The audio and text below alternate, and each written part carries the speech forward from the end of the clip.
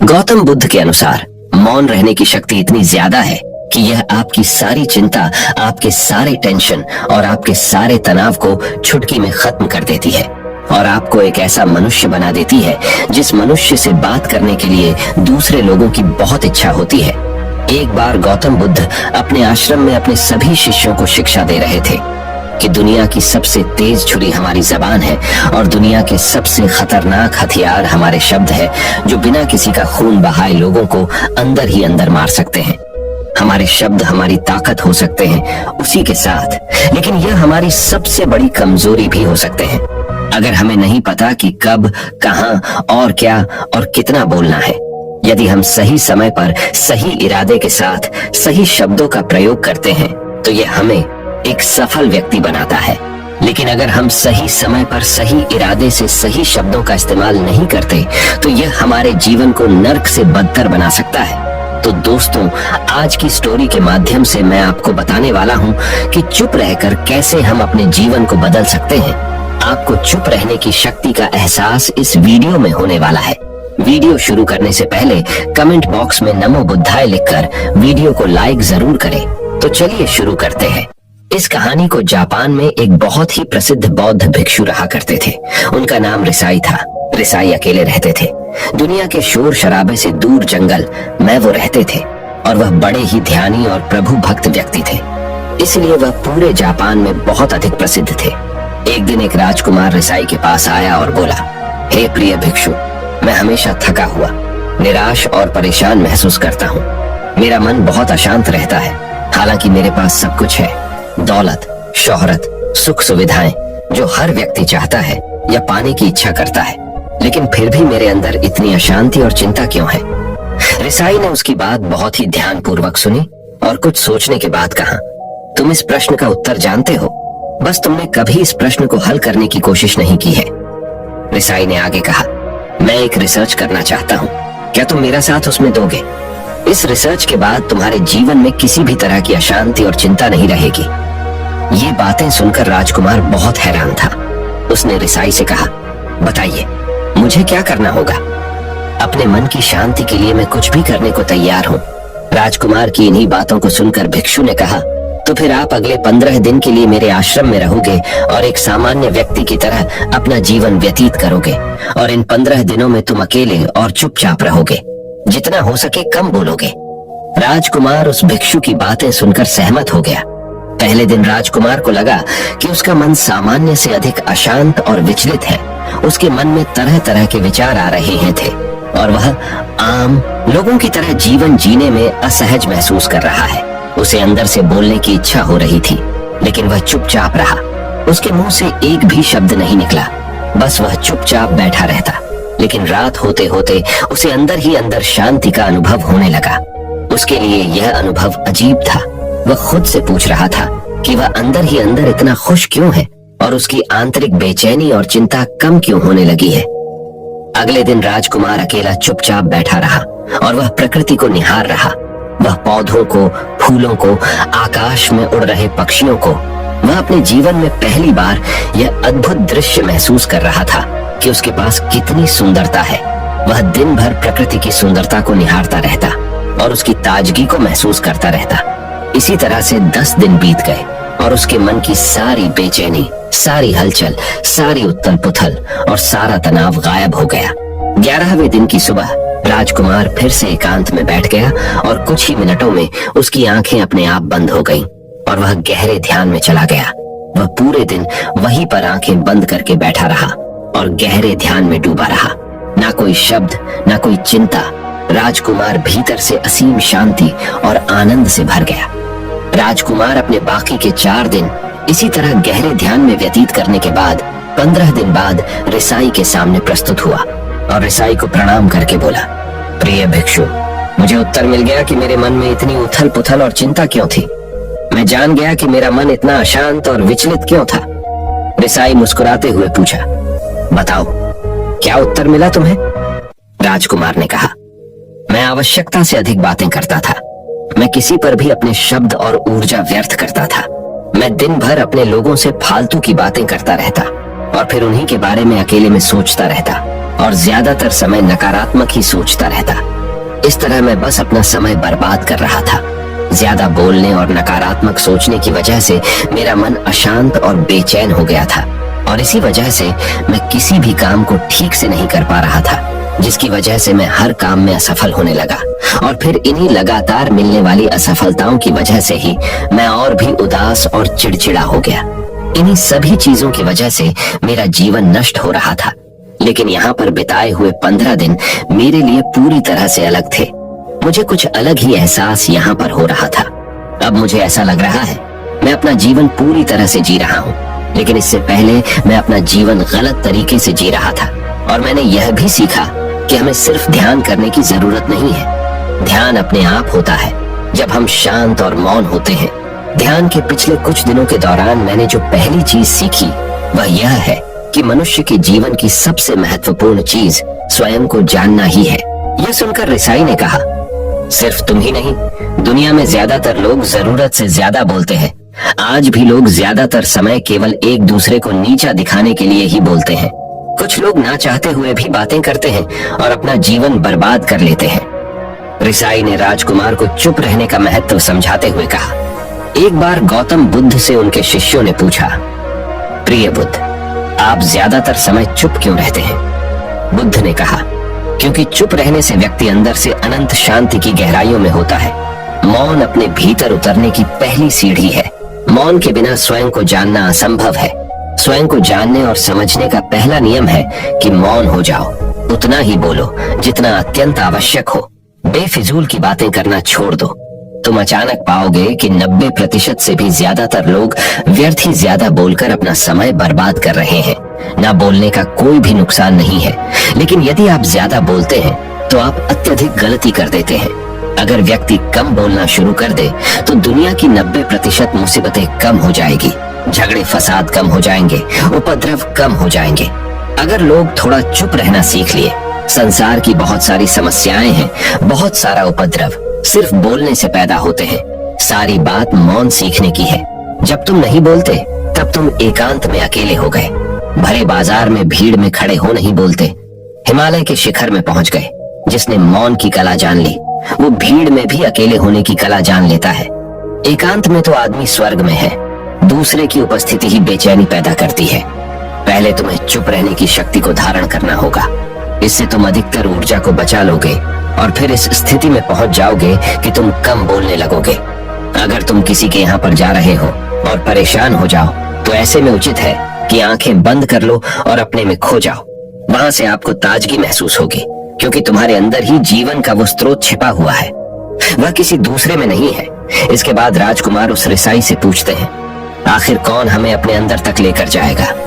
ये बातें सुनकर रिसाई बुद्ध कहते हैं, तुम्हें स्वयं ही अपने अंदर उतरना होगा और वहीं से परम राज्य जीवन का आनंद ले पाओगे। आनंद का यहीं से जन्म हुआ है। यहीं से तुम मौत में डूब जाओगे। यही तुम्हारा सूरज उदय होगा और यहीं से अस्त होगा। इसी प्रकार तुम बार बार इबकी लगाओ। जब भी तुम इबकी लगाकर लौटोगे वहां से तुम पाओगे फिर ताजगी भरी जीवन की नई संपदा मिलेगी। इस नई शक्ति के जन्म होने से तुम्हारी थकान गई, उदासी गई, चिंता गई। जैसे कोई स्नान करके लौटता है तो शरीर शीतल हो जाता है, शांत हो जाता है। ऐसे ही जब कोई भीतर से साफ होकर वापस आता है, मौन में स्नान करके लौटता है, तो समस्त अस्तित्व, समस्त व्यक्तित्व शांत और मौन हो जाता है, आनंदित हो जाता है। जब तुम आंतरिक मौन की उस पराकाष्ठा पर पहुंच जाओगे तब तुम पाओगे कि बोलने से भी तुम्हारा मौन खंडित नहीं होता, वो बना ही रहता है। उसकी एक अंतर्धारा लगातार तुम्हारे भीतर बहती रहती है। तुम बोलते तो हो, तुम शब्द का उपयोग भी करते हो, लेकिन वो तुम्हारे मौन को खंडित नहीं कर पाती। एक बार गहरे मौन में स्थिर हो जाओ, फिर तुम्हारी वाणी में भी मिठास आ जाएगी। तुम्हारा बोलना संगीत पूर्ण होगा, तुम्हारा बोलना सत्य होगा। तुम बोलोगे तो दूसरों पर भी शीतलता छा जाएगी।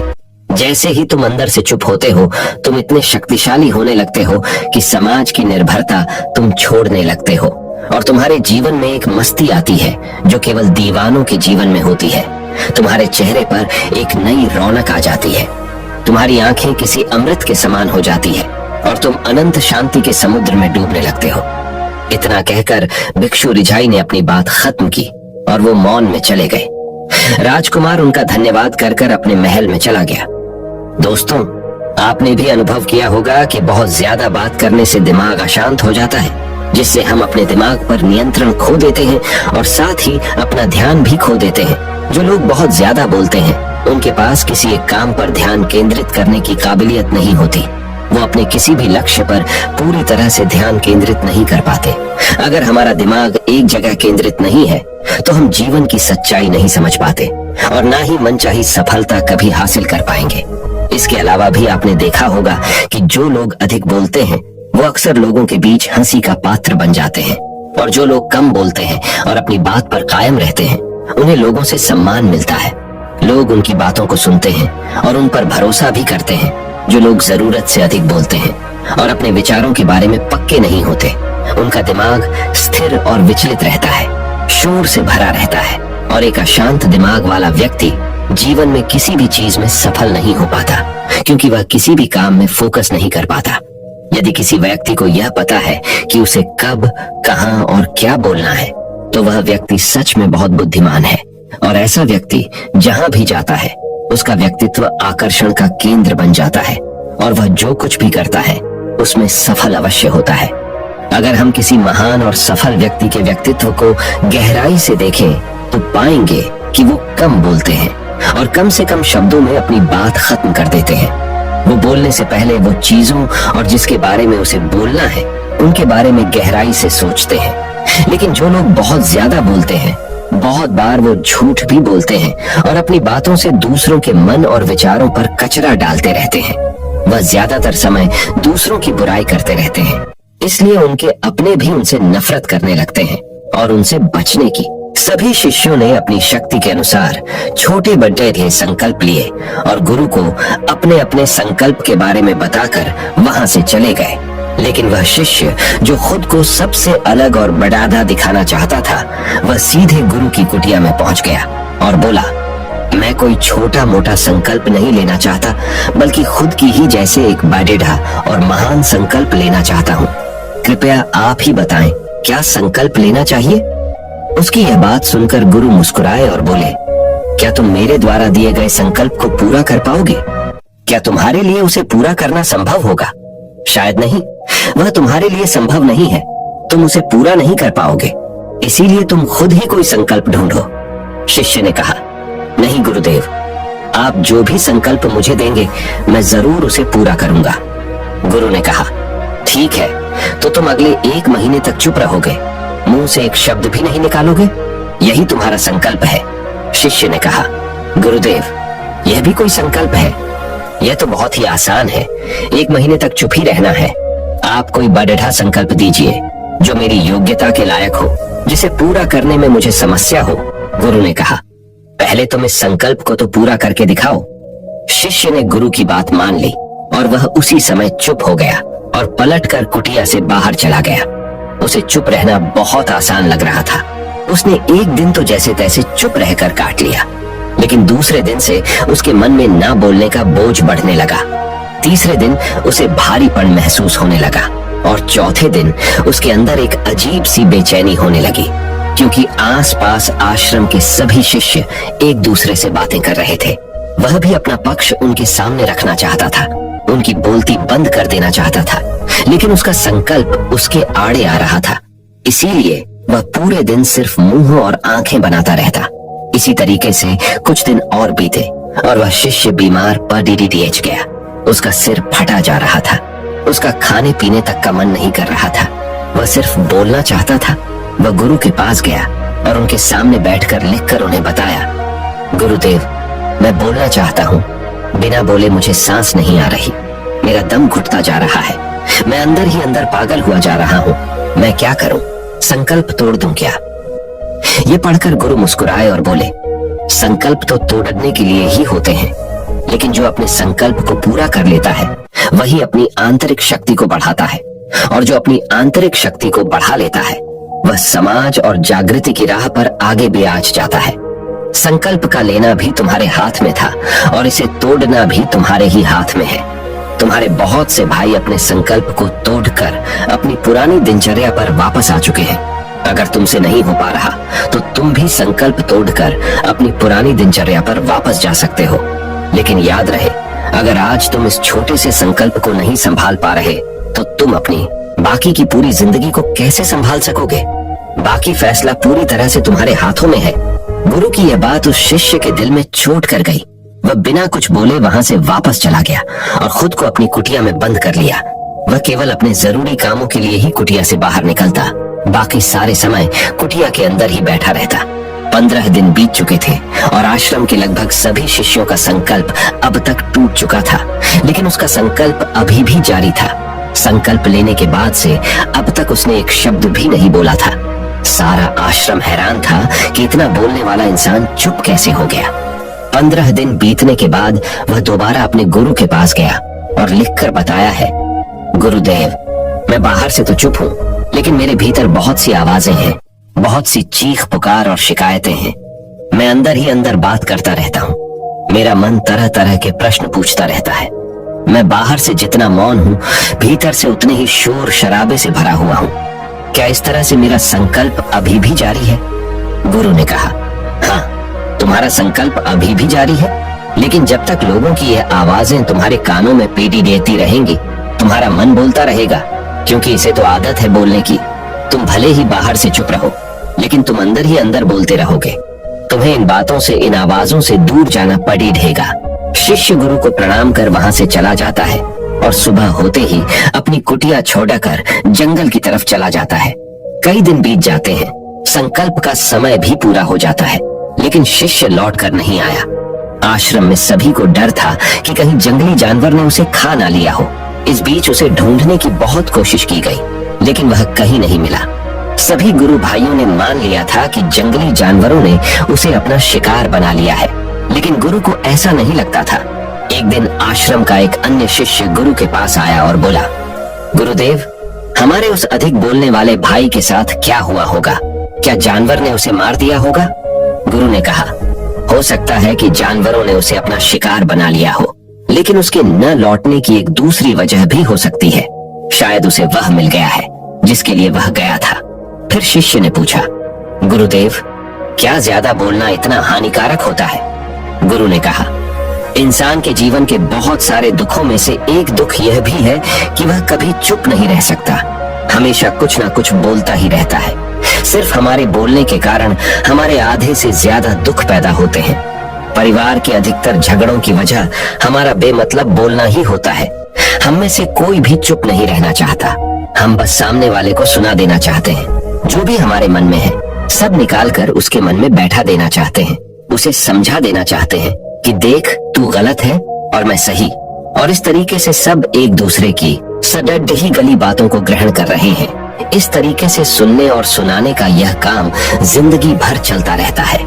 लेकिन इस नासमझी में हम अपना समय, अपना जीवन, अपनी समझ और सबसे महत्वपूर्ण व कीमती पल जो जिए जा सकते हैं, जिनको अनुभव किया जा सकता है, जिनमें आनंद को प्राप्त किया जा सकता है, यह सब खो देते हैं। लेकिन इसके बदले हमें मिलता क्या है? कुछ नहीं, सब व्यर्थ और बर्बाद हो जाता है। इस पागलपन में हमने क्या खो दिया, इसका एहसास केवल कुछ ही लोगों को हो पाता है। बाकी लोग जैसे उन्हें अपने आने का पता नहीं, वैसे ही उन्हें अपने जाने का भी पता नहीं चल पाता। शिष्य ने कहा, तो फिर इसका समाधान क्या है? गुरु ने कहा, पूरी जागरूकता के साथ अपने विचारों को देखना यही एकमात्र तरीका है। सारी मानसिक समस्याओं का वर्तमान में रहकर चिंतन करना, पूरी जागरूकता के साथ अपना काम करना जिंदगी में चमत्कारिक बदलाव ला देता है। उसके बाद वह शिष्य गुरु से अपने प्रश्नों का उत्तर पाकर उनको प्रणाम करके वहां से चला गया। उस शिष्य को आश्रम छोड़कर गए हुए 3 महीने का समय बीत चुका था, लेकिन उसकी कोई खबर न थी। अब तक तो सभी गुरु भाइयों ने भी उसके वापस लौटने की उम्मीद छोड़ दी थी। लेकिन एक दिन वह आश्रम लौट आता है। उसे देखकर सभी के आश्चर्य और खुशी का ठिकाना न रहा। लेकिन अब वह नहीं था जो यहाँ से गया था, वह कुछ और ही बनकर वापस आया था। उसके अंदर एक गजब का बदलाव महसूस किया जा सकता था। उसके चेहरे पर एक गजब का ठहराव और आंखों में बनी शांति थी। आश्रम में आते ही सभी गुरु भाइयों ने उसे चारों तरफ से घेर लिया और बातें करने लग गए। वह भी अपने गुरु भाइयों से बातें करने लगा। उससे बात करने वाले सभी ने यह अनुभव किया कि अब वह पहले जैसा उतावला और बातूनी नहीं रह गया था। उसके मुंह से एक एक शब्द बहुत ही सुलझे हुए और मधुरता के साथ निकल रहे थे। थोड़ी देर तक गुरु भाइयों से बात करने के बाद वह सीधा गुरु की तरफ चला गया। उसने गुरु के चरण छुए और कहा, गुरुदेव, क्या मैं अब भी मौन हूँ? क्या अब भी मेरा संकल्प जारी है? गुरु ने कुछ देर तक शिष्य की आंखों में बड़े ध्यान से देखा और कहा, हाँ, तुम अब भी मौन हो। तुम्हारे मुंह से एक भी शब्द निकल नहीं रहा और तुम्हारा संकल्प अभी भी जारी है। शिष्य ने कहा, गुरुदेव, जब मैं आश्रम से गया तो मैं मुंह से तो चुप था, लेकिन मेरे अंदर बहुत सी आवाजें थी, मन में बहुत से प्रश्न थे और वह बंद नहीं हो रहे थे। तो मैं जंगल में चला गया, इस उम्मीद से कि वहां मुझे शांति मिलेगी और मेरे मन की बकबक कम हो जाएगी। लेकिन मैं जितना एकांत में जाता गया, मेरे अंदर की आवाज उतनी ही तेज होती गई। मेरे भीतर की पुरानी से पुरानी आवाज मुझे सुनाई देने लगी।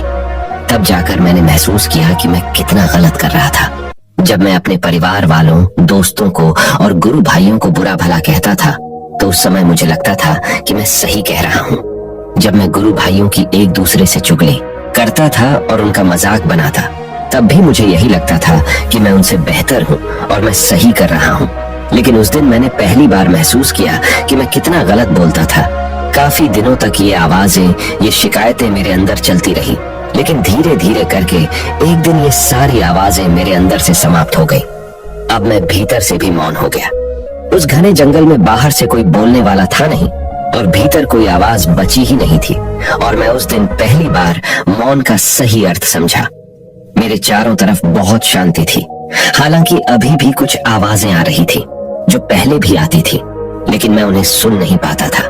पर अब वह सभी आवाजें मुझे स्पष्ट रूप से सुनाई दे रही थी। हवा के चलने की आवाज, चिड़ियों के चहकने की आवाज और पानी के बहने की आवाज, ये सभी आवाजें मैंने पहली बार पूरे होश पूर्वक सुनी। अपने चारों तरफ इतनी शांति मैंने पहले कभी महसूस नहीं की थी। तो इस शांति को भंग करने के लिए मैंने पहली बार अपने मुंह से कोई शब्द निकाला। मैं चिल्लाया, हे ईश्वर, ये कैसी शांति है? सभी कुछ इतना शांत क्यों है? ऐसा क्या हो गया? लेकिन मेरे चिल्लाने के बाद भी शांति भंग नहीं हुई। सब कुछ पहले जितना ही शांत था, बाहर भी और भीतर भी। हे गुरुदेव, मैंने अपने गुरु भाइयों से बात की, मैंने आपसे बात की। मैं बोल रहा हूँ, मैं चल रहा हूँ, मैं सब कुछ देख रहा हूँ, लेकिन मैं अपने भीतर एकदम एकांत में हूँ, मौन में हूँ। भीड़ डैच में होता हूँ, तब भी भीतर से अकेला एकांत में होता हूँ। जब मैं खुद में भी शोर करना चाहता हूँ, तब भी एकांत में ही होता हूँ। अब सब दिखाई पड़ी डहाने लगा है, सब सुनाई पड़ी डहाने लगा है। गुरु ने कहा, जब तक हम बाहर की तरफ बोलते रहेंगे, भीतर अशांति ही रहेगी।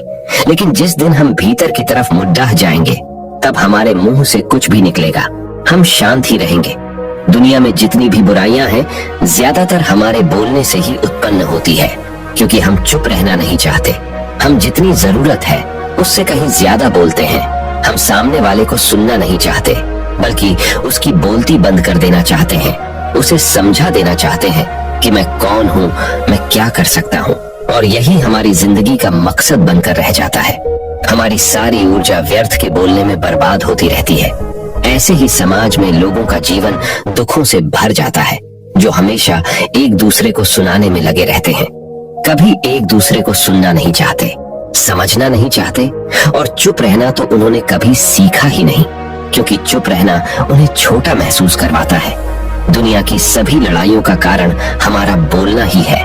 इसलिए हमें सिर्फ उतना ही बोलना चाहिए जितना जरूरी हो, क्योंकि व्यर्थ का बोलना ऊर्जा को नष्ट करना है। और यह बोलना ही हमें कभी अपने भीतर की ओर लौटने नहीं देता, क्योंकि यह हमें बाहर की ओर खींच कर रखता है। और बाहर है ही क्या इस संसार के अलावा। लेकिन अगर अपने भीतर के संसार की ओर मोड़ना है, तो इस मुंह को बंद ही रखना चाहिए। इसीलिए जितने भी बुद्ध हुए, आत्मज्ञानी हुए, वह सभी एकांत की ओर भागे, ताकि उन्हें ज्यादा न बोलना पड़ी डीहे, ज्यादा सुनना न पड़ी डीहे। वह एकांत में रहे और शांत रहे, इसीलिए आसानी से भीतर की यात्रा कर पाए। लेकिन अगर कोई चाहे तो इस संसार में रहकर भी एकांत में रह सकता है, शांत रह सकता है। लेकिन इसके लिए उन्हें अपनी ऊर्जा बचानी होगी, जिसे वह अब तक अपने व्यर्थ के शब्दों में बर्बाद कर रहे थे। दोस्तों, इस कहानी की सीख यही है कि व्यर्थ का बोलना ऊर्जा को नष्ट करना है। ज्यादा और व्यर्थ बोलना ही हमें अपने भीतर की ओर लौटने नहीं देता, क्योंकि यह हमें बाहर की ओर झुकाए रखता है। और जिन्हें भीतर की यात्रा करनी है उन्हें अपने मुंह को बंद ही रखना चाहिए। मुझे उम्मीद है कि आपको यह कहानी पसंद आई होगी और काफी कुछ सीखने को मिला होगा। कहानी के बारे में अपने विचार आप हमें नीचे कमेंट बॉक्स में कमेंट करके बता सकते हैं। नमो बुद्धाय।